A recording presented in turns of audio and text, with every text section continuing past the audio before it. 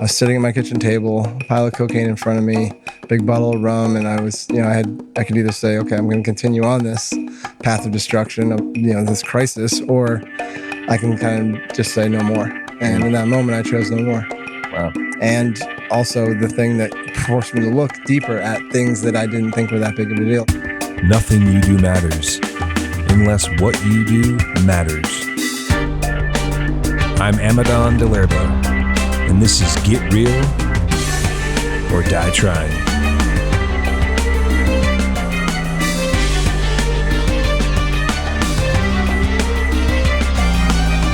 How are we doing, tribe? Amadon DellErba here with Get Real or Die Trying podcast. I'm in Austin, Texas, and I'm excited to be sitting down with Sam Gibbs Morris today. He is a crisis consultant, and I first heard about Sam about 2 years ago. My sister sent me one of his videos online of him talking, said, I think you might like this guy, and she was right. She knows me well. So I started checking out some of his content and watching his videos and learning more about him, and just kept him on my radar. And so I was in Austin this week and hit him up, and super stoked to have you, man. Thanks for sitting down with me. Dude, it's so great to be here, man. Great to be in person. Really looking forward to this. Yeah, so tell us about what you do. What's the crisis consulting? Yeah, so crisis consulting, it's we were just talking about this before we record, is how, decisions get made either by you or for you. Yeah. And a lot of times crisis comes from a decision, you not making a decision, men not making a decision. So a lot of times this is like infidelity, addiction consequences, some kind of public fallout. So what I do is I work with, high-powered, high-profile men that have a lot, visibly to lose. And I get them behind the scenes and help them recover from the decision not made or a decision made that didn't turn out so well. So it kind of like, I want to give you an example of a guy, Andy Cohen was he got caught at the Coldplay concert. Yeah. So a guy like that, who's like very public facing, whole world goes to hell. That's a tough crisis to overcome. Yeah. So there's a lot of conversations he's got to have to just right the ship and stop the bleeding. So, I come in and we stop the bleeding and we move forward. And so really what it is crisis I found is a truth that's trying to come to the surface that's been looked away from. Okay. And so it'll find its way, three things cannot be hidden long: is the sun, the moon, and the truth. And the truth will find a way out. And if it's not looked at in by choice, the truth will find its way out in a very kind of what we can classify as not ideal scenario. And so these men that encounter crisis, they have some cleanup to do. So we work with PR, we work with lawyers, we work with whoever we need to just get the ship righted and get them back on course. Okay, cool. So it seems like there's an element of just doing damage control. Yep. But then there's probably a more important element of actually changing and healing your behavior. 100%. So you don't do the same shit again. Yeah. That's crisis, the most important part. Totally. Yeah. Crisis is the symptom of some deeper stuff. Yeah, you stop the bleeding, deal with it, and then you're like, okay, why did you make these stupid decisions? Yeah, exactly. Why are you doing these things in your life that are destructive? And that's cool, man. Yeah. So what is it? Tell me a little bit about your journey in your life. Like, what has gotten you to this point? Mm-hmm. And, I don't want to say make you qualify, but what have been the experiences that you've gone through to add value and to help someone get out of this? Yeah. My kind of massive crisis at the time was almost 13 years ago, 2012. I was faced with the consequences of 20 years of addiction. And so it was kind of the moment I decided. It was 4 a.m. I was sitting at my kitchen table, a pile of cocaine in front of me, big bottle of rum, and I was, I could either say, okay, I'm going to continue on this path of destruction of, this crisis, or I can kind of just say no more. And in that moment, I chose no more. Wow. And so that was the moment where I kind of decided to turn my life around and began to stop the bleeding, do damage control, and also the thing that forced me to look deeper at things that I didn't think were that big of a deal. So one of the things that came from that was I ended up in Alcoholics Anonymous for, I think, 6 years, and did that route, and it was massive and helpful and everything I needed at the time. And as I was sitting in those rooms of Alcoholics Anonymous, I hear about all these men that have, abusive childhoods, either verbal, sexual, physical abuse, or broken homes, or alcoholic homes. And I'm just sitting there thinking, like, I got none of that. Like, why am I here? If I have none of these common kind of directional arrows that point to addiction, what am I doing here? And there's no other addiction in my family. And so it invited me to look deeper at my childhood. And so what I thought for a very long time was a beautiful childhood. And there were elements of it that were amazing. Like we didn't really want for much and we went on trips and I was skiing every winter and playing tennis and golf every summer. Like it was, by all accounts, great. And underneath it, I was very sick. I had severe asthma, severe food allergies, autoimmune disease or disorder with eczema. I had esophageal spasms, so I would choke on my food a lot. And so I had what was not on the surface was that I had an immense fear of the world, people, places, things in the world. Air quality, foods that could either give me a reaction or get stuck in my throat. This led to me feeling very different than my peers. So that now bred some shame. So just like, going to a party and having an asthma attack, the kids didn't know what to do. They make fun of me for it. And so what I know about shame is something that was like riddled my life for probably 40 years. Wow. Is that shame starts as children when we are trying to get a basic need met and we get either humiliated or rejected for it. And so for me, that was breath. I would struggle to breathe and kids would humiliate me for it. I would feel humiliated. I would feel embarrassed. And so it caused me to withdraw a lot from social situations. I'd avoid birthday parties or I'd avoid going on hay rides or whatever it was that we did as kids in Vermont. Yeah. And so what that did is it led me to tennis. And so very early on, I started playing tennis, and it was kind of my savior. I call it my first love. It was my escape. Where on the tennis court, I could control my own breath. I had kind of dominion over my being in that place, and I was very good at it. And so it led me to a college scholarship, and it led me to I was knocking on the door of being a professional tennis player. Wow. And on the surface, again, that looked great. And it was. There was no question about it. I loved it. My intention was to be a professional tennis player. And that ended towards the end of my college career and a couple of injuries and kind of finding the life outside of tennis kind of pulled me away from that. And so 22, 23, when I graduated college was the effective end of my tennis career. And at that point is when all that so I found tennis, but what it was on the good side, it was a massive opportunity. It brought me a lot of joy. I accomplished a lot. On the other side of it was that it covered up all that shame. It covered up all that fear. It covered up all that stuff that was not looked at as a child. That as a child, I don't know. Yeah. And so, 23 years old, tennis falls away. All that, and I find drugs and alcohol, which for a good 5 years was fun. And then, things started to creep in like social anxiety and depression. And, I probably had a little too much to drink a few nights and then had way too much to drink. And so the evolution of that was by 33, I was a full-blown alcoholic. So within the 10 years of tennis stopping to 33, I was getting arrested for DUI. And from 33 to 38, I got arrested 20 plus times, went to rehab 7 times. Wow. Hospital stays. I had a suicide attempt in there. I jumped off a balcony at a bar, 35 feet, landed on the pavement below.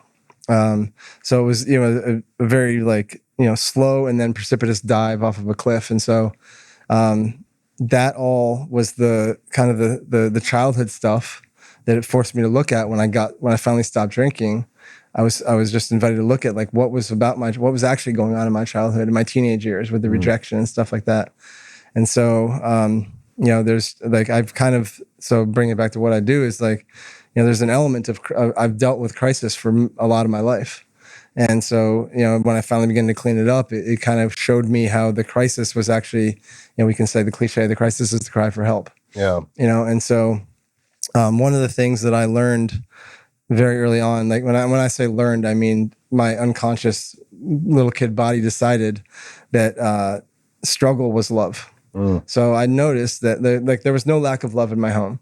However, I noticed that when I was having an asthma attack or choking on a piece of food or having an allergic reaction, the attention picked up, which felt to me like love. And so I kind of unconsciously associated struggling and being saved with a form of love.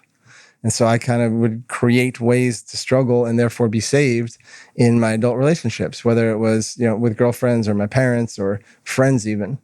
And so it was a lot of unraveling of this unconscious desire for the feminine to save me mostly. Like a victim mindset. Too. Total victim mindset. You know, it's like I got a lot out of being a quote unquote victim as a kid. A lot of sympathy, a lot of attention, a lot of like love, a lot of, you know, I being in the hospital for 3 weeks at a time every year was people would come visit me, and it was like it was nice. Yeah. And so that doesn't translate well to a lot of sovereignty as an adult. And so age 38, I kind of pulled myself up my bootstraps, got sober, and started looking at all this stuff. And it led me to, first to personal training as coaching and nutrition. And then that led me to kind of men's mental health stuff. And then in the past few years, I've recognized that, you know, these men, like a lot of men will achieve, which I did. And then all of a sudden something will happen and it'll kind of blow their life out of the water. And like a lot of men don't know how to recover and find their feet again. So yeah, that's what I help them do. Great, man, great answer. Just listening to you speak, it's like you've been able to kind of analyze your life and do a lot of healing and learn from these things. But like you might have answered something in 3 minutes. It took you, you know, years and years and years of work, you know, to get to that point, to that understanding and to that unpacking and to that really just going deep, you know, in your soul and being willing to look at those things. And a lot of people don't get there, you know, they don't get to that point in their life where they do that, which is unfortunate until there's a crisis, you know? Yeah. So what were you doing during those years of like drugging and drinking and partying after tennis? You just got odd jobs and stuff, or? Well, so first after tennis, I was in North Carolina. So I was living in Charlotte, North Carolina. I got a job as a small business banker. So I was doing small business loans which at the time, I think it was First Union, was then Wachovia, and now it's Wells Fargo. That doesn't matter. But I got into banking, and then from there I got into home loans, nationwide countrywide home loans. And then from there, that was the last probably from 2004 to 2012, I was doing commercial real estate brokerage. So you were, you know, successful in the appearance of, you know, the standards, making money. Yep. And I think that's an interesting thing, you know, when we evaluate human nature, and, you know, you can have an addict on the street who's homeless. Yep. And then you can have the addict who's successful, making the money, having the job, living the life, partying, and they still have the same problems, you know? And so I think too, like, did you find maybe that because you were successful, you're able to hold a job, make money, that you justify, or it took you longer to, like, you weren't rock bottom, you know? You're probably doing pretty well.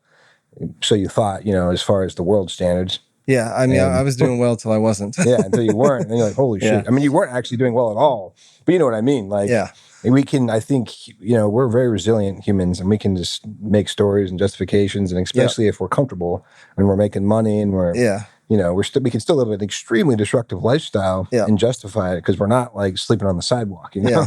Yeah, I mean, at the time I was living in Miami and working in Coral Gables and partying on South Beach, like it was part of the industry. Yeah, I was wining and dining clients, and I was doing networking events, and it was all, you know, get some drinks and then go get some cocaine, and so one thing led to another, and it's 4 days later, and here we are. And so, you know, my external environment was kind of just feeding the internal chaos. Yeah, wow. So that's a lot to come out of. Yeah. And so, as far as your health, where are you at now with, you know, the asthma and the swallowing stuff? And gone. Amazing. Asthma's gone. Food allergies gone. Wow. I've beat cancer 3 times. Wow. Yeah, the first 2 times I had cancer. 3 times. Yeah. Oh, good for you, man. Thanks, man.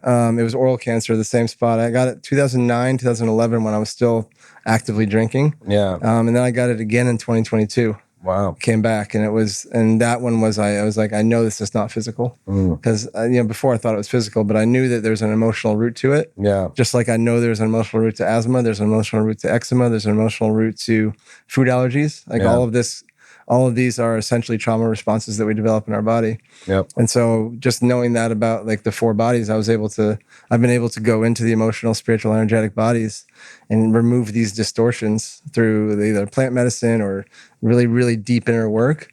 And I actually, for the first time in my life, about a month ago, I had coconut for the first time. Really? So I was allergic to all nuts for, you know, most of my life. And so like the fresh one, like fresh. Amazing, I went to town on coconut, like coconut, everything. I was like, how have I lived 50 years without this? Wow, man. So you've been through a lot. Yeah. Wow. So that's incredible. Yeah. Interesting. So with your cancer, and overcoming that. I really like what you said about emotional and the emotional body. Yeah. My parents wrote a book called Teachings on Healing from a Spiritual Perspective. Beautiful. And it's all talking about the psychospiritual, because the cause of any dis-ease, you can say the word disease, but when you kind of slow it down and say dis-ease, kind of put a different mental mind frame around it. But the cause of that is always mental, emotional, and spiritual, you know? And, you know, doctors in Western culture aren't going to even touch that. You know, they're just looking at the binary matrix of the body and this and that. And so I appreciate that you've, you know, discovered that and gone deep. And what are some of the things that were kind of like aha, mind-blowing moments? Because obviously what you described worked. You've healed these things. Yeah. And you went deep into your psyche and your childhood, the victim mentality, the attention to being sick, which kind of creates a subconscious, this is how I'm supposed to be. This is how I get love. I get taken care of. You said women taking care of you because your mom was always the one. And it translates into your adult life as your partner. You know? And that's a lot to overcome and unpack and all that. Were there certain you know, situations or relationships? Let's talk about like male and female relationships and just where you had kind of an aha, like, I need to change what I'm doing. It became like abundantly clear. Was it just over time, like an evolution of understanding that? I'd say a little bit of both. Yeah. I mean, I think over time, like you get, like I've always been pretty good about kind of metabolizing information that's presented to me.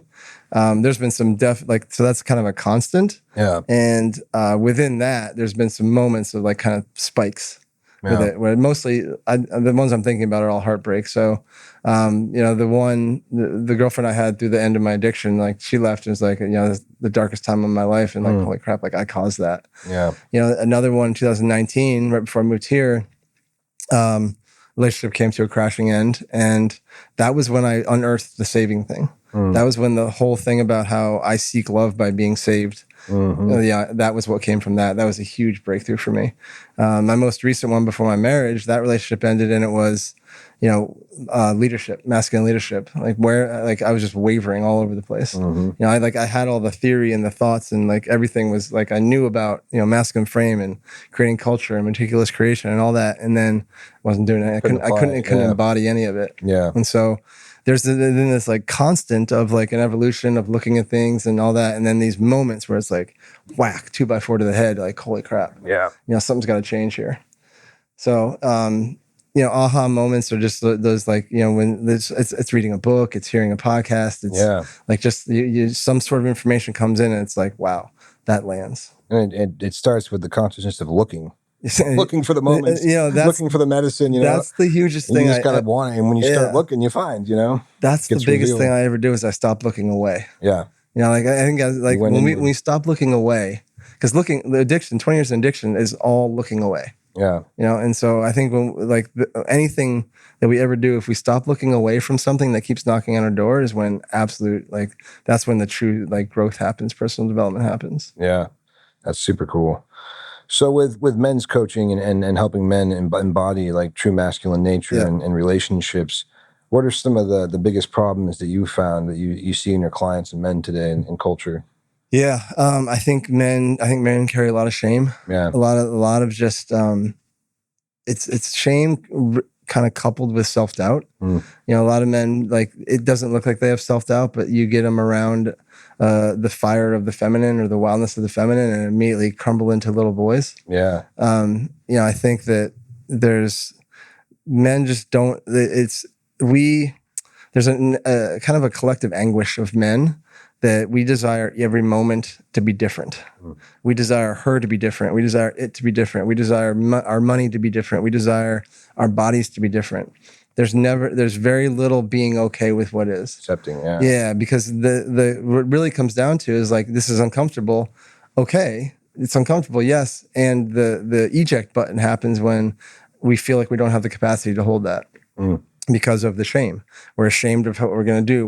We think we may let them down. We have self-doubt. We have, you know, we feel like we're overwhelmed, like all these things. And so this kind of yearning for the moment to be different gets transmitted as this like anguish, which is, you know, fear and anger together. Yeah. And so men just don't have the capacity to hold that.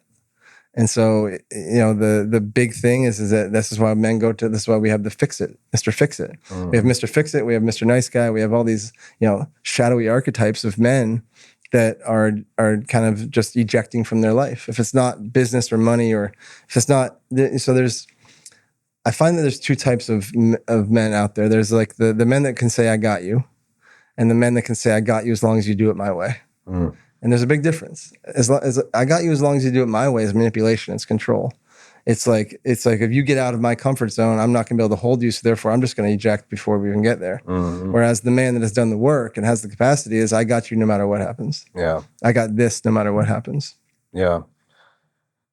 Yeah, a lot of good nuggets there, man. I think with men, shame is a huge one. Insecurity. Yeah. Insecurity is often masked in the bravado and this or that, yep. Or even in their body. Men will build their bodies up to get the body they want, but they're deeply insecure because they don't have a core, self-belief and they don't have the character and more of the mental, spiritual security. And so they put the effort in their bodies, which there's nothing wrong with. It's great. You should have a fit, and body.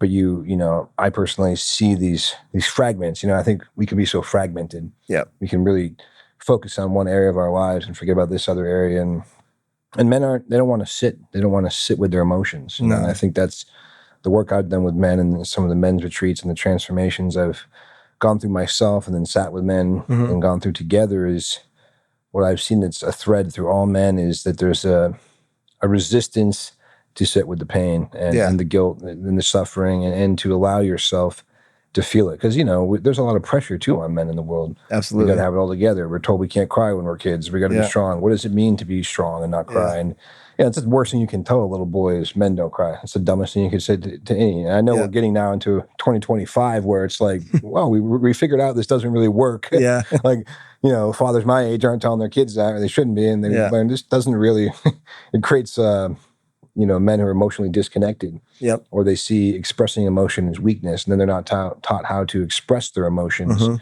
in a balanced way. Because men, I don't actually believe that men are less emotional than women. I know no. I don't believe that at all. I know it's constantly talked about, but they're actually not. We just deal with our emotions differently, or we don't deal with them and we bottle them. We're just as emotional. We're just as human. We feel the pain just as much. We are just slow to react or lean into it or to experience it and to express it in a healthy way. Than women are. Women. I think women are more nurturing and they also they're better at processing with each other.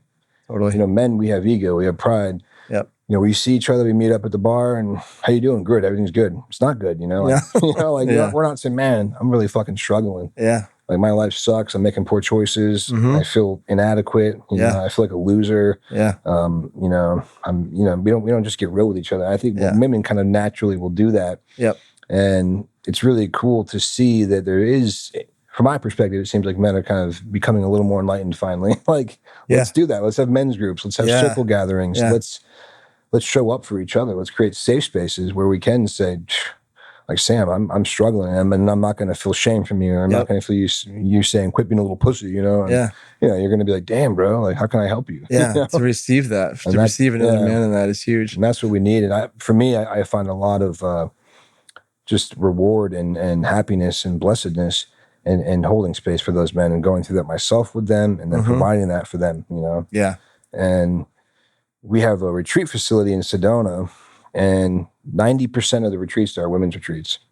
It's like, where's the men? A couple of years ago, I'm like, why are men not gathering? Men will get together, go on hunting trips and drink beer and shoot the shit and not have one kind of like meaningful, transformational conversation about their psycho-spiritual and emotional life. And these women are getting together all the time doing it. And so I was like, we got to get some men's retreats going on. I know. So I started some, and it's been life-changing. And for me too. And the cool thing is we're always growing. It's like there is no, I went through this and this and this. Now I've arrived.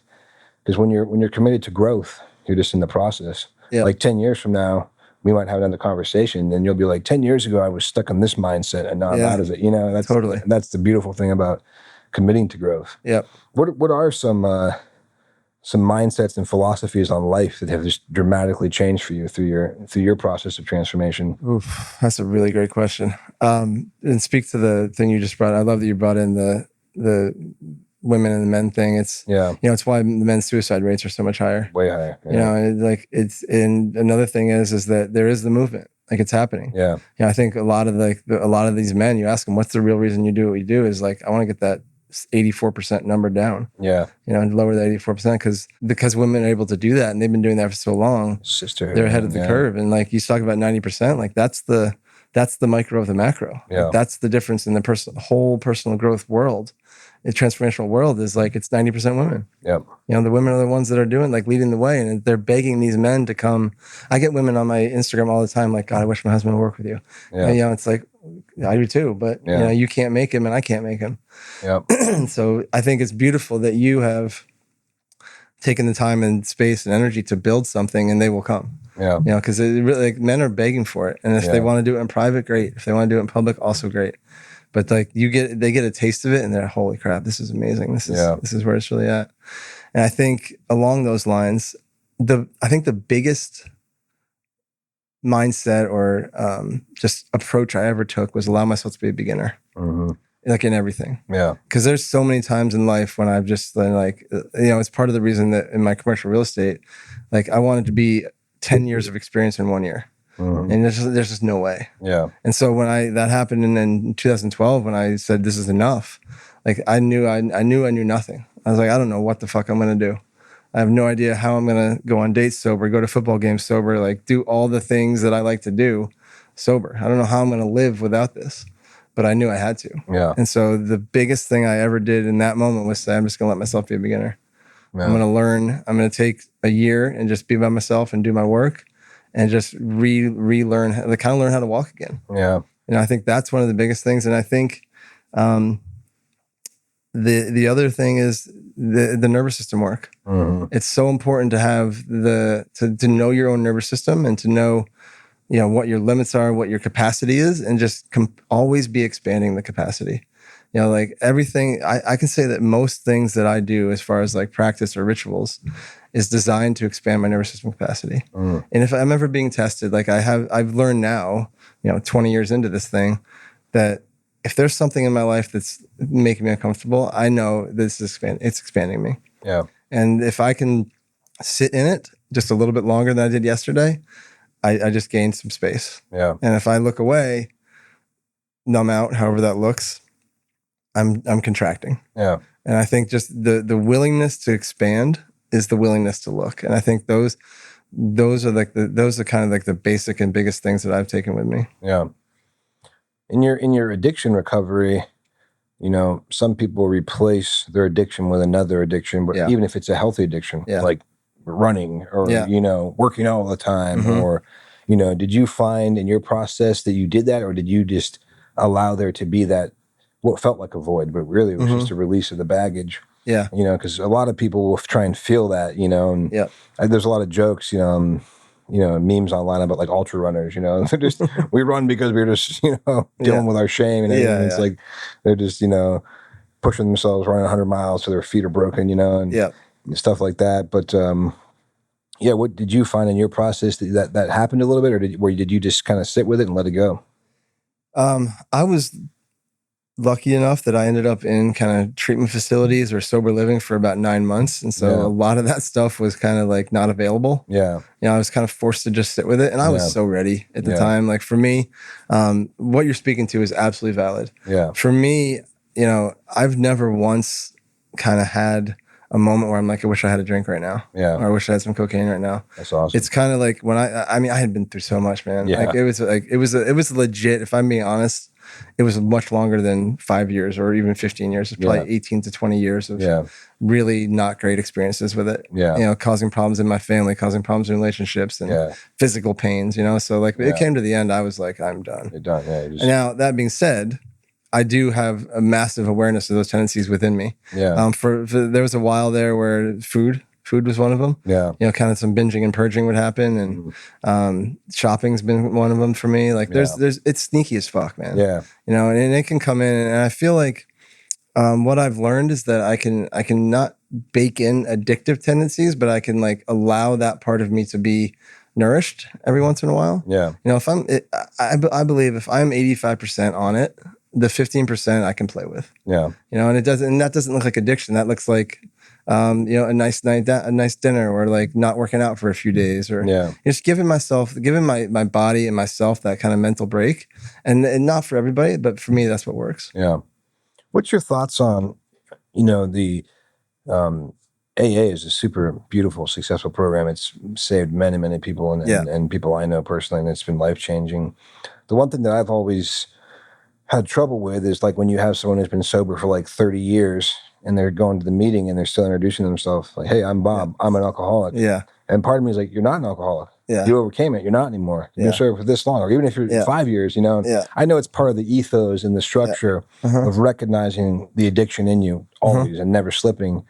But from my understanding of just being reborn and transformational growth, you know, I think that there's room for I think words are powerful, you know.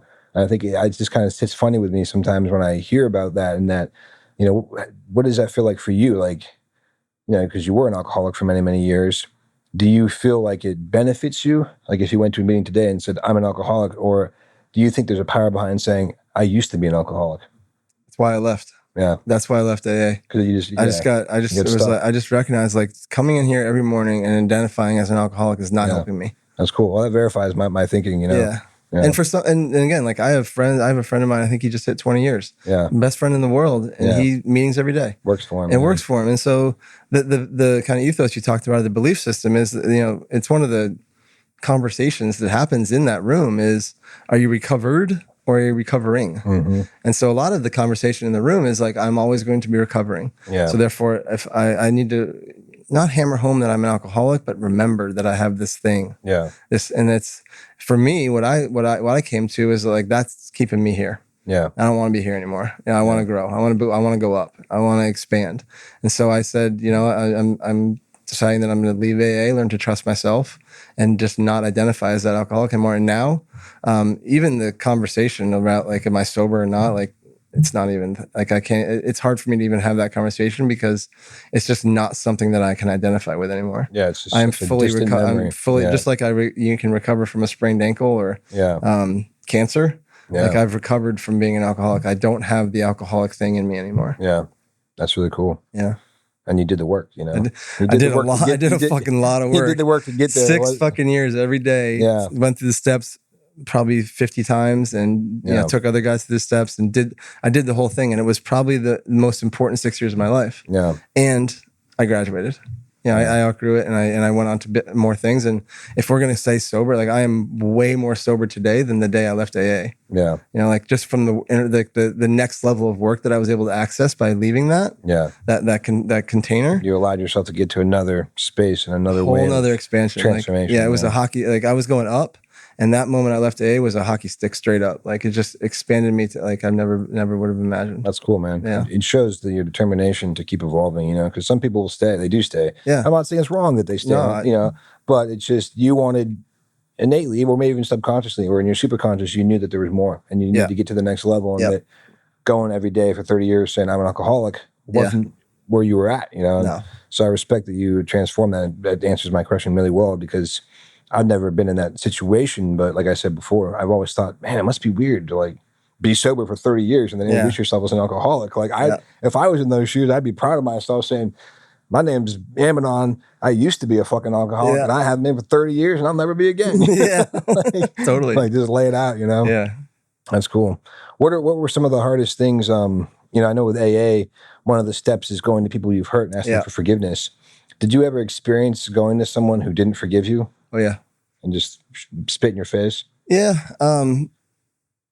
Mostly, you know, I'd say if I did 100 of them, 98, 97 were very receptive and very, very welcoming. And, you know, I'm not necessarily friends with them again or like close with any of them, but they were definitely like appreciative of the thing. Yeah. Most of the ones that were not were, there a couple guy friends, a couple buddies that just, I really fucked over, man. Like I really just did not, it was not showing up in the best way. Yeah. The other ones were girlfriends. And, you know, what I learned in the process of the amends, which, you know, to zoom that out of AA, like having clearing conversations and being able to have those conversations with people is a massive skill on any level. Outside of AA, whatever. Yeah. You know? That's a life skill that's necessary. Skill. Just complete, like being the will. And AA taught me that. It gave me the nervous system to be able to do that.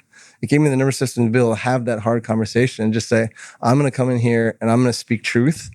and I'm going to give you the floor and the space to speak truth back to me. Yeah. And so at first going through it, I call up these ex-girlfriends and I'm like, oh, being all like kind of romantic and mushy and like have this vision in my head of like, she's going to be like, oh my God, I've missed you. I love you. Like, let's go right off into the sunset. And then never happened. It did not happen like that at all. Yeah. You know, most of like there's two that I'm thinking about and they were both just like, thank you. And I'd just rather not talk to you anymore ever. It's very uncomfortable for me to be talking to you. Wow. Yeah. And in that moment, you got to be like, okay, thank you. Like, you did your part. You did my part. And taking my desire or my need to be filled back up from it and knowing that it's about them being made right in it and not me. That's a huge part of like any of those conversations is taking a quote unquote result or end game out of it and just creating space for the thing to happen. Yeah. What's something new that you've learned in the last few months that was like, wow, that's cool, like something new? You got anything that comes to mind? Leadership. Yeah. Masculine leadership. Yeah. Like what so important. Dude, what it means and it's being attacked. It's being attacked. What it means to be a man and to take control and to be a leader is absolutely being attacked in this country. Yeah. And no wonder like that it's kind of a scary proposition. Like, you know, strong spine, like strong spine, man. Like, you know, the true leader is strong spines, open heart. And it's just not, there's the reasons it's being attacked and there's men that are also giving it reason to be attacked. True, I think definitely. And there's a lot of men that are caught in the crossfire. Yeah. And I think masculine leadership in general is caught in the crossfire. Yeah. You know, it's being vilified because and again, there's no question that for hundreds of years it was misused. Yeah. Very poorly. Totally. And the recovery is happening. And there's things that happen nowadays where it's like, well, are we really that far? Yeah. Have we really come that far? And I think that, you know, it's where where the men that are doing it right truly get to step in. Yeah. Truly get to like be the tip of the spear because it's true. It's getting attacked and it's easy to attack and it's an easy way out and it's not fair to a lot of men and it's here. Yeah. It's a pendulum effect, you know, because like you said, it's for hundreds of years, it's been this side of the pendulum so imbalanced, you know, the distortion of patriarchal leadership, which is actually a lack of leadership. Yeah. What leadership actually means, it's patriarchal dominance and oppression. 100%. You know, and so this pendulum is swung so far this side now where, you know, even with the Me Too movement, which, you know, this get you canceled real quick if you say too much, but, you know, there was I think it was wonderful that came out, but then it kind of has gone too far now. Yep. And there's an attack on, you know, that, and it's like that pendulum has to make its way back to balance. 100% agree with you, yeah. And I think consciousness of each man being a part of that is what helps that pendulum come back, you know, and we have to embody it. We have to embody what men, you know, and what a good masculine man is, and what does it mean? Like, it's kind of ridiculous we even have to talk about what it means to be a man. Like, what kind of culture are we in that it's even a discussion? Like, do we talk about the sun rising? No, it rises. It's an absolute, you know. Yeah. But we now like even debate about what is a man, what is a woman. I don't want to get too political about gender and all that, which is a whole other thing. But even just the traditional archetype of a man or of a woman, masculine, feminine, nurturing, protector, you know. It shows how far we've gotten off track as humanity, you know? Yeah. Like, these conversations weren't happening 400 years ago around the fire in the tribe. No one was like, what does it mean to be a man, Dad? Yeah. Like, or chief, you know? Yeah. You know, what does it mean? I mean, you don't have to talk about it. You just were. You had to be. Yeah. You know, it was the roles were defined. Yeah. And now we've gotten so off track, even with modern technology and culture, and you know, we think we can outsmart divinity even of how we were created, which is just ridiculous. You know? Yeah, it's really ridiculous. And so the conversation is necessary, but I find it sad that we have to have it with so many people. I'm like, you know. Yeah, I heard I don't know, I forget who said it. I was listening to a podcast the other day and it talked about how the mythopoetic archetype movement, like magician, warrior, king, lover, kind of fucked it up because it diluted the whole thing. Yeah. You know, and so it's like, it kind of got lost in like, instead of just being a man, like what kind of man are you? And like, it's kind of, now people get attached to like, oh, the magician archetype, which can be looked at as a little shadowy and a little bit like loose with the energy and a little bit, you know, and so warrior archetype is a little bit aggressive, a little bit angry. And so king, we all want to be a king, but like, what does it really mean? Yeah.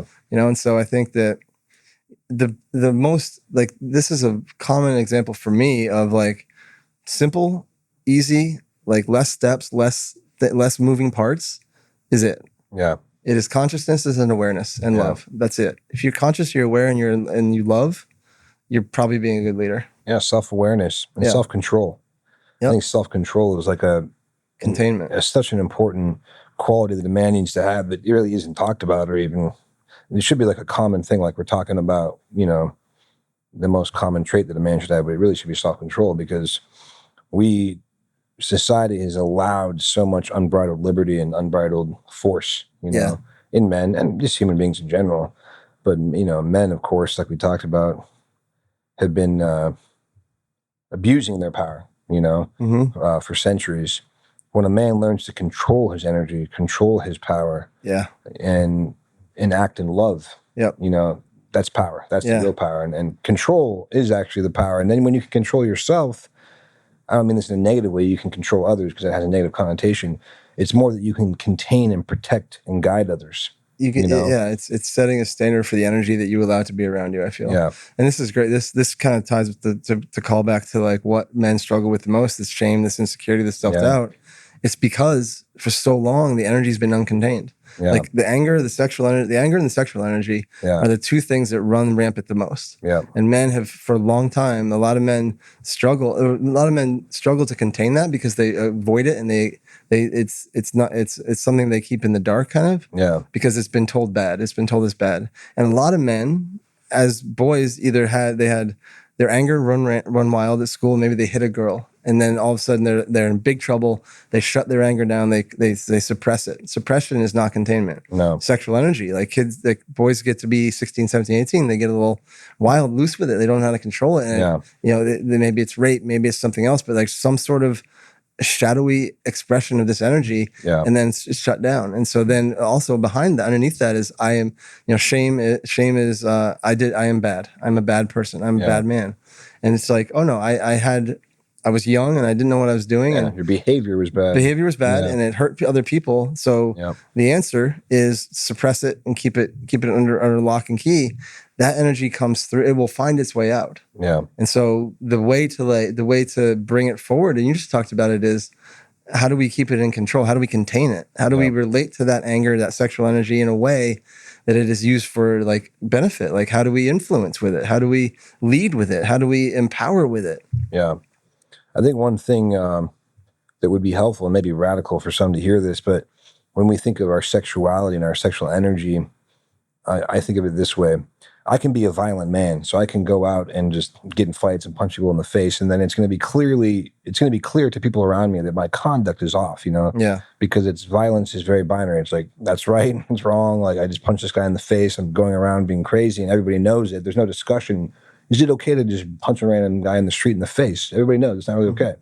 Even though sometimes it might be the right thing to do. You should check somebody that you put in their place.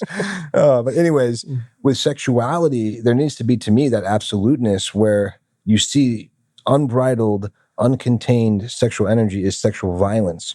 Like even pornography, to me, is violence. And when I was a young man, early on in my maturation process, I made the decision to see it as violence. So like, because it is violent upon the woman. It's not love. It's violence. And it may sound extreme, but when you just make that decision and that you're like, I don't want to be a violent person, so I don't want to be a sexually loose person either. And I don't want to partake of that. I don't want to have that energy. I don't want to have that domination. And for whatever reason, that reframing that language in my mind helped me to be very absolute. And I think if men could learn, like, just as we're kind of absolute, like we can't go and physically beat the shit out of somebody, well, we can't go and partake in pornography because it's violence. It's an energy of violence. And not pleasure, even though we think it is, it's actually a different form of violence. And it's violence even in the alchemic space of the women's feminine psyche for the whole planet. Like we think, oh, we're not hurting this woman, and we're looking at her through a screen, but we're actually feeding into this web of darkness, when we indulge in that lust and that madness, we as men and women too. We're like, women can be addicted to porn too and all that. But when a man can control his sexual energy, he's really kind of on the way, I think. Dude, it's a lifetime thing, It's life force. And a lot of people make the mistake too. It is life force. They make the mistake of thinking, oh, I'm married now, or I'm in a committed relationship, or I have a girlfriend, that I can just let loose this energy. No, you still have to contain your energy with your partner. Yeah, it's not just on just the absence of not having a partner to have sex with is not like, oh, now I have to control it because I can't have sex.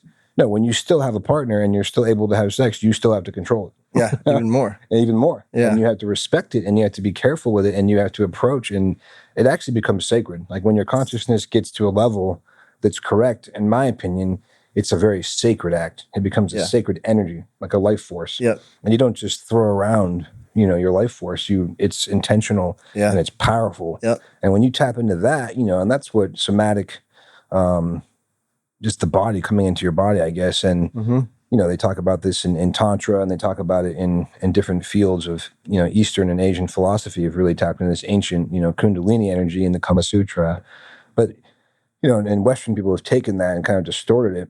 But really what it is a spiritual consciousness practice of controlling energy. And so, and I know you know this, but I just see it when I equate sexuality with violence, we need to control both.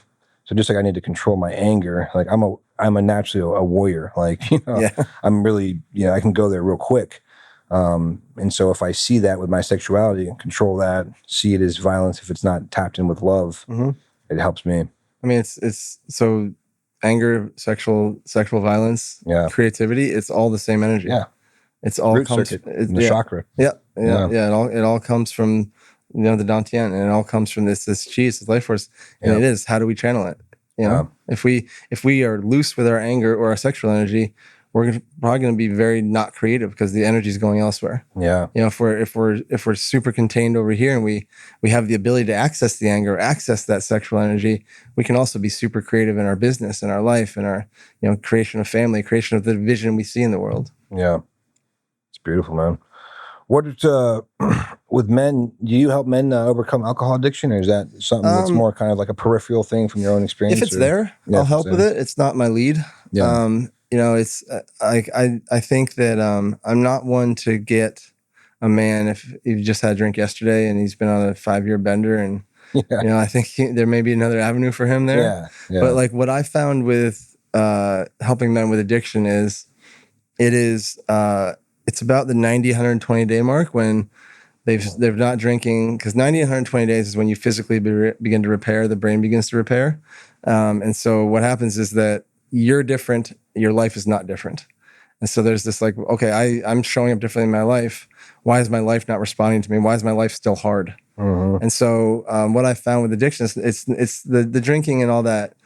If you're going to stop, I've had clients that want me to help them stop drinking. Yeah. And I give them everything I know. Yeah. All the tools. Yeah. And they still continue to choose. It's also such an individual process. And so if that man makes it to 190, 120 days, he's actually choosing to not drink.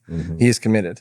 And so that's when I can be of service. That's when I think a coach or anybody can be of service, is when the decision has been made and that man is committed. And now his job now is to, again, build his capacity for his life. Yeah. Build his nervous system around what is this new experience he's having of his world. Yeah.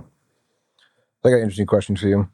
Say we're out on the street, we're walking down the sidewalk, and some attractive young woman walks by, and you see a guy, cat whistle at her and say something like, like, girl, I'd like to tap that ass or whatever. Yeah. And, you felt led to say something to him to help him. What would you say to him? Just a random guy on the street, you don't know him, you don't need to see it, but you have the consciousness to recognize that's a bit disrespectful. That's not the highest conduct of a man. That's loose sexual energy. And I know it's a strange question because we don't just go around confronting strangers, But I think men need to. I think we need to hold each other accountable. Yeah, like I've confronted strangers in public, like, bro, take a hint, man. She's not into it, and that's disrespectful. But I'm just curious, like, if you felt in the moment, just role playing here, what would you say to this young man? I would probably ask him, what was the thought process there? Just inquire. Yeah. I think not like come out and be like, you shouldn't do that. That's wrong. Like doing that. I would invite him into expressing to me what his process or thought process was there. Yeah. What was the decision process that he decided that was a good thing to do? Yeah. And just get him talking about that. And and then try and break it down from there. Just break it down from here and help just them reevaluate. Eventually, maybe there's a better way. Yeah, exactly. Lead him into like, yeah, you ever thought about this? Yeah. And I think that a lot of that stuff it comes from a lack of awareness of the different experiences that men and women have of the world. Yeah. That's the reason that women are more fearful of the world than men. Yeah. It's because they deal with that. We don't get catcalled. We don't have to worry about walking down the street at night. We don't and have if to we did, we'd like it. Maybe. Like if a woman was like, hey boy, you're looking good, we'd be like, no. I mean, probably at first, and eventually we'd probably be like, oh, come on, like who knows? And so, he's the contributing factor to why men get attacked. Yeah. That energy. And so I think leading him into some awareness that that's not cool. Yeah. I think what I would say to him is like, I'd just say, hey bro, I get it, it's a fine looking woman right there, and she's beautiful and stuff, but I would just invite you to think about, like, if that was your daughter, would you want a man doing that to your daughter? How would you feel? That's good. And put it on them and bring in the archetype of the father. Because I think if men, that's how boys become men. They start thinking like fathers. You don't have to have a child to be a father. Yeah. The fatherly archetype is a role of protection. And anyone who's a man, even without kids, because they have a father, they were born, or even if they didn't have a father, they can psychologically understand what a good father is, even if they didn't have one, because they know, they might even know even more than someone who has a father, because the absence, what was lacking. Yeah. And so I would just invite them to say, hey, like, would you do that? Would you want someone to do that to your daughter? That's great. Yeah. And I have found that I've asked that question to other men before, and to myself even, like, we're all men driving down the street, you see a beautiful woman, thought hit your head, you want to say something, but it's like, I got a little girl now, 8 years old, how would I want her to be seen by a man? How do I want her to be received in the world? I want her to be able to walk down the street and be a queen and not be disrespected, That's a whole different ballgame when you bring that in. Yeah. And I think helping men come out of the victim mindset, which doesn't matter how old you are, you can have that in you for a long time. Like you talked about, you had that mindset, and it took you evaluating and discovering that, so age, a lot of people make the mistake of thinking, oh, he's in his 40s and 50s, he's over his, no way, dude. No. Like there's men who, in fact, I believe that most men kind of reside in like an 18, 19-year-old consciousness often. Yeah. They haven't actually, they still have a teenage, boy consciousness. The world is there to serve me. How can I be taken care of? Coupled with a rejection wound. Yeah, exactly. Yeah. I believe that's why, like, a lot of the work I do is not the inner child, it's the inner teenager. Yeah. Because I feel like most men, the wounding of most men, the big wounding happens in those formative years, 13 to 18 years old. Yeah, totally. This is the first time that we're kind of aware of the women, and it's like, oh, we have a desire, like I want to kiss her, or I want to, we're the ones that are tasked with, like, ask her to the movies, ask her to the dance, ask her. So we get presented with this opportunity for rejection way early in life, 12, 13 years old. And if you get told no at 13, it's the end of the world. Yeah. Heartbroken for days. And like, we don't have, and there's no way to, that's why they get stuck at 18 or so, is because they have these, like, just infinite amount of unfinished loops in their body, these neurotags of rejection, of no, of like, I didn't get to do what I wanted. I didn't get treated. I didn't, the kind of the victim or the entitlement. Yeah. And so the kind of the maturation process kind of gets caught in a loop. And so as we go from, this was part of my addiction too. Like, I had a very sheltered childhood because of the illness. Like, I wasn't allowed to go on a lot of trips, and like, just it's the way it played out. Yeah. And then with tennis, it was by my choice. I would choose to go play tennis tournaments instead of parties with my friends. Yeah. And so for a long time in the late 20s, it was like, I didn't get this. When I was a kid, I'm making up for lost time. Yeah. It's that teenager mindset. Yeah. Give me the world, give me. Yeah. And so I think that, working with the inner teenager and completing those loops and healing the rejection wound and just like working to recalibrate that vision of the world to more of the adult, because there's some reparenting that goes on in there. Yeah. And it does wonders for the adult. I'm curious, do you still play tennis? I don't. It's been years. I do once in a, every time I play, I'm like, I gotta do this more often, but it doesn't happen a lot. Yeah. Yeah. Interesting. When I jumped off the balcony in 2009, I really battered up my right shoulder. Yeah, So the range. guess you're lucky to be alive. Yeah, I walked out of the hospital 3 days later. I'm Amazing. really lucky. Wow. And so there's a little bit of like range of motion and some arthritis in there that makes it. It's not a lot, but it just definitely makes tennis different than it used to experience. be. Yeah. So what's your context with God and the Creator and your spiritual? Where do you land there? Yeah. This is God. Yeah. This like it's everything, and it's all things, and it's always playing. It's always there. I'm not of the Jesus Christ, guy in the sky type Christianity stuff. I am very much open to the word God, and what spirituality means is, I believe it is a lot like the Force. There's always energies at play. There's always things going on. There's divinity in everything. I truly believe that. I tap into Source every morning. I speak to God every day. I trust, God's plan, and just know that like there's the element of the spirit that I like really, really surrender to is that there's always something greater available. Yeah. Like there's oh God, this is so deep. There's attachment, there's detachment, there's, I think that when you see those memes about like my plan, God's plan, like it's legit. Yeah, it's true. It's accurate as fuck. Yeah. And I've experienced it so many times. Every time I thought that, like with heartbreak, for example, I'm just like, that was it. That was the one. Yeah. She's the one that got away. And every time, and now I met the one, the pinnacle. Like I met my wife, and it's like every single one on the way there was an up level, an up level, an up level, an up level. Yeah. Every career opportunity, up level. There's always an up level available, and that is not my doing. That is completely on God's plan. That is completely God's doing. And, she, goddess, God, whatever you want to call it, like it's there, it's real. And I love communicating with it and being surrendered to it. Yeah. Sometimes I say, I just know I'm a created being and there's a creator. I don't care what you call it. Yeah. That's beautiful. It's just like, but I think it's important because there's an absolute groundingness when we recognize our creator, that we're created beings. Yeah. I call it the adoption of spirit, that we're sons and daughters of God. Yeah. The rest of what you call God, the different avenues of approaching to understanding God, the religions, the pathways, it doesn't really matter, because it's just, once you recognize that there's a loving creator and there's an intelligent, beautiful universe working on our behalf, and the universe is created by God, it's not this amorphous blob. There's the design behind it. Once you realize that, and that you're loved, and that there's a plan and there's a blueprint, it's quite freeing, and it's quite so freeing. It's quite, you just trust, and I'm not saying we do every time, I'm sure there's days where anyone with faith or whatever belief system they have, doubts and struggles and stuff, but when you have a baseline. Happened to me this year. When you have a baseline, that's great. Yeah.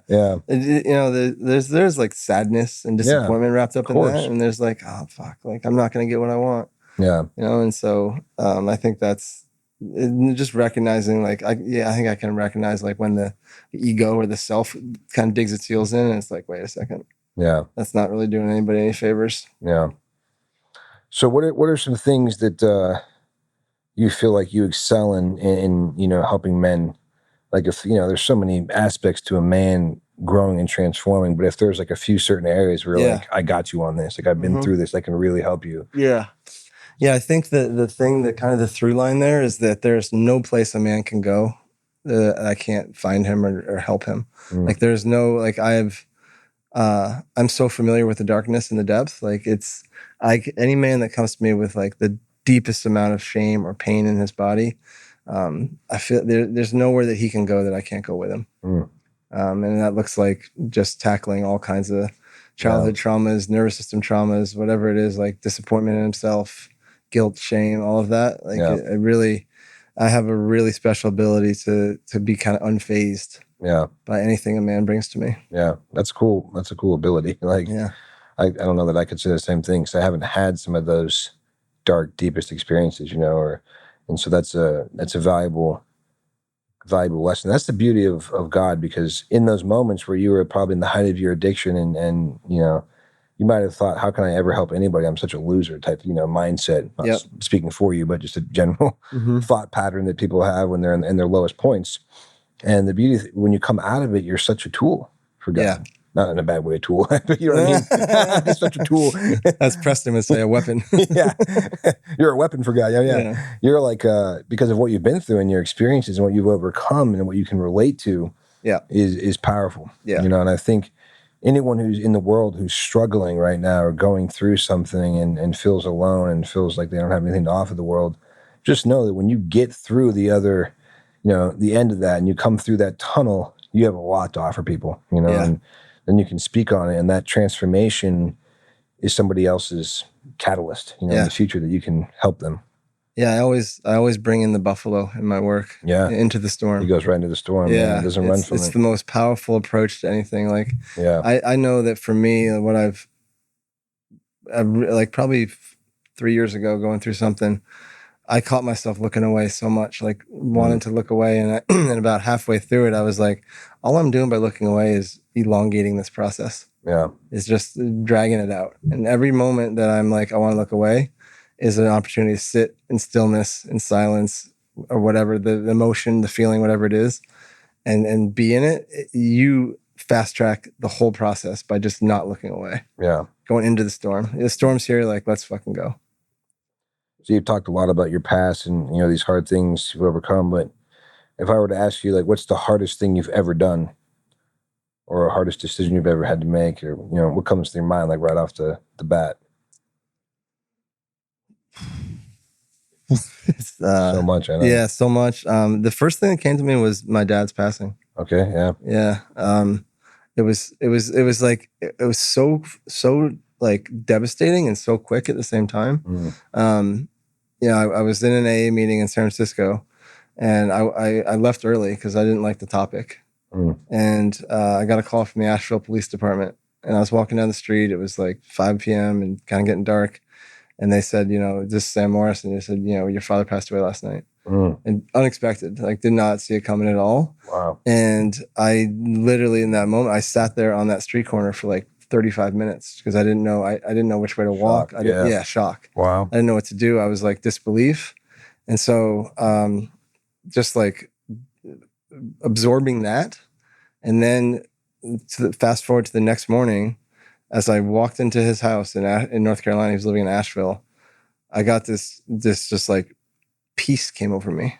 It was like I grieved all of it in a matter of like 12 hours. And when I stepped into his house, it was, I literally heard his voice say, like, I chose this, you're good, everyone's good, everything's better now. It was like, okay, that's it. And it was kind of done. But it was just like that immediate of like, holy shit. I mean, like being just like faced within that moment, like, oh my God, like he meant so much to me. Like so much like brotherhood and friendship and fatherly advice and guidance, you know, like call it like, what do I need? What I don't know. I was about maybe like probably a year and a half sober at the time. And I'm like, I was just leaning on him for guidance about things. And it was like, oh God, no longer. And then after about, I don't know, a couple months, like he was actually more accessible in his passing than he was in real life. Because in real life, I have to wait for a phone call. I have to wait. He hated the phone. Like you had to call him like 3 or 4 times just to get him on the phone, and he had no cell phone. And old school. Like hated it all. Chopping wood outside. Yeah, his phone's always dead. I'm like, fuck, it's impossible to get a hold of you. And so really, you take like the physical plane out of it. Like I was like, oh, it's right there. And so it was just this like really, really like fast track pain into this most amazing kind of like openness. And of course, like there was all the sadness for months. And there was like grief, moments when it was like, you know, like, oh fuck, like I can't call him. And, you know, there's some regrets in there about like, what was the last thing I said to him? And like, was I annoyed, or like all those times where there's the moments when I like could have done something different. And yeah, it was just a massive lesson in like loss and grief and surrender in a matter of days. How old were you? 41. Yeah. 40. Yeah, 40. What's your favorite memory of your father?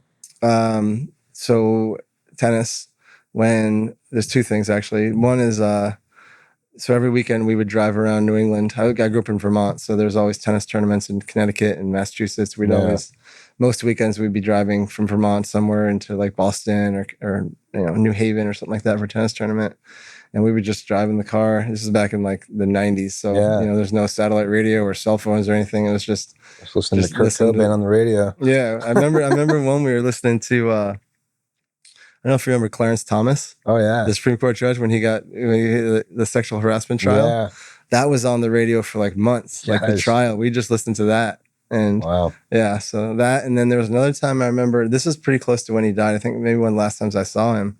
I had just gotten sober and he was driving me to the airport. I was flying back to San Fran from Charlotte. And I just looked at him and I said, you're the strongest man that I know. Mm. And he looked at me crying. He said, no, you're the strongest man that I know. Mm. And like that moment, I hold that. I even had a thing on my computer thing that said, you're the strongest man that I know. Like I just kept it there. Beautiful. Yeah. Yeah, it's interesting when you were talking about, getting the call, my first reaction was to say, oh, how did he die? Mm-hmm. And then it reminded me, I was at a men's retreat this summer up in Canada, and there was a Native American man there who was an elder, and he did a session on grief, which I missed because I was in another group, but I heard about it afterwards, so I went and spoke to him. And one of the things he said is every time someone hears about somebody's family member dying, they say, how did they die? Mm-hmm. He goes, why don't we ask, how did they live? Mm-hmm. Yeah.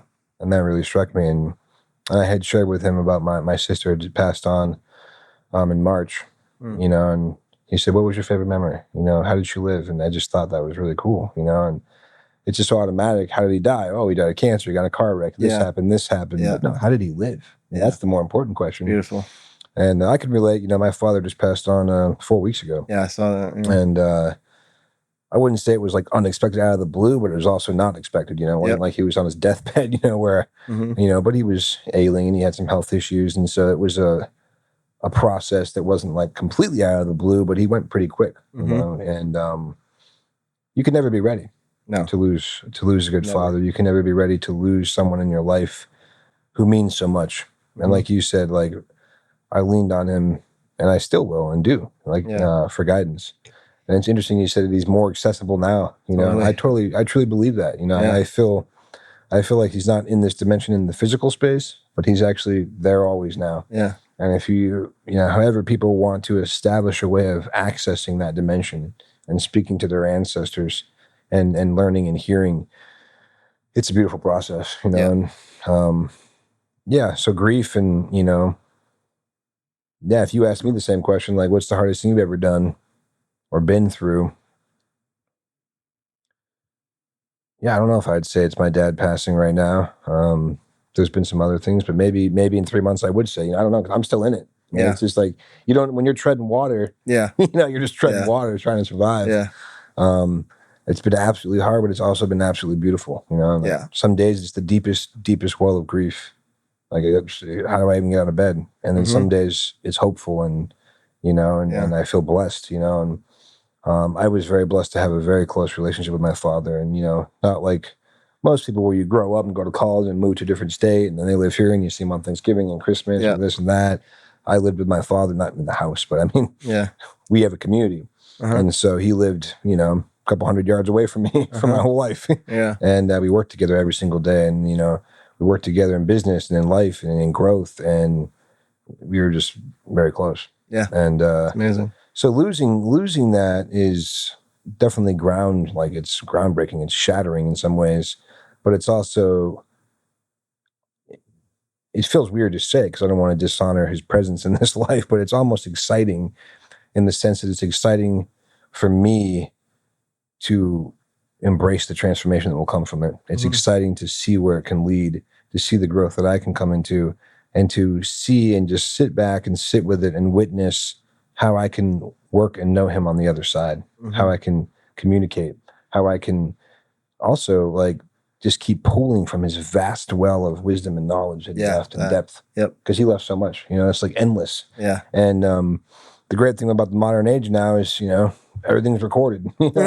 So I'm in videos after videos of his teachings and his writings. He wrote books, and he was a musician. He's got many albums. And so his legacy and a piece of him is just left here so much that if I miss my dad, I can go put on a song and listen to his music. I can go read one of his articles, pick up his book.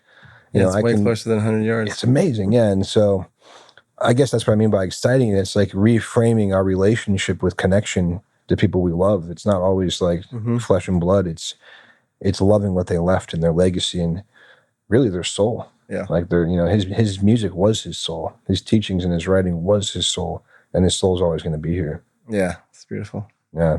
In the meantime, there's still going to be tears and pain and missing, and the waves are going to come. Yeah, the waves happen, and you still want, you still want a hug from them, and you still want to.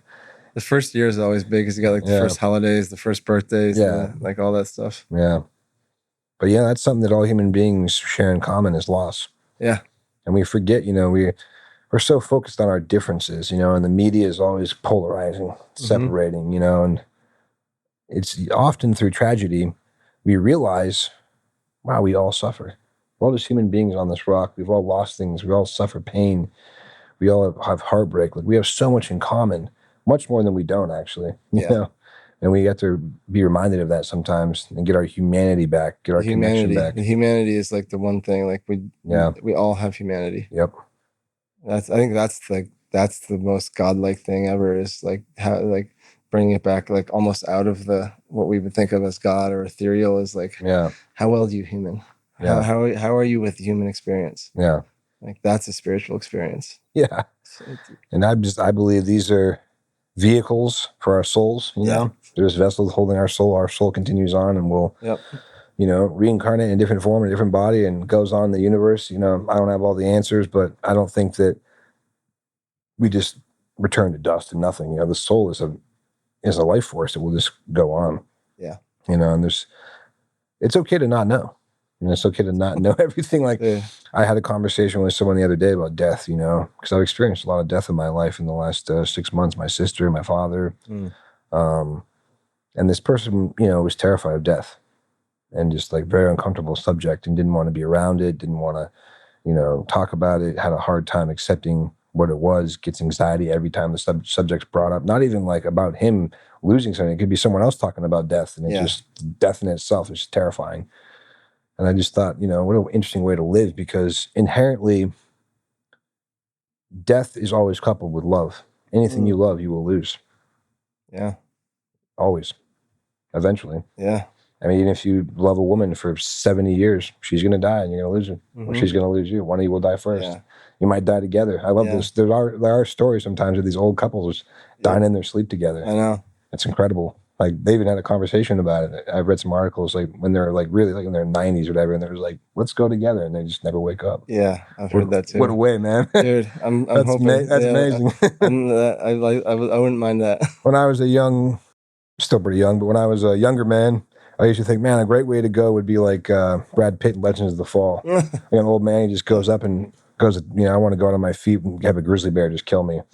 Now I think, man, I'd love to just die in my sleep old with my wife. And just wake up on the next plane with her.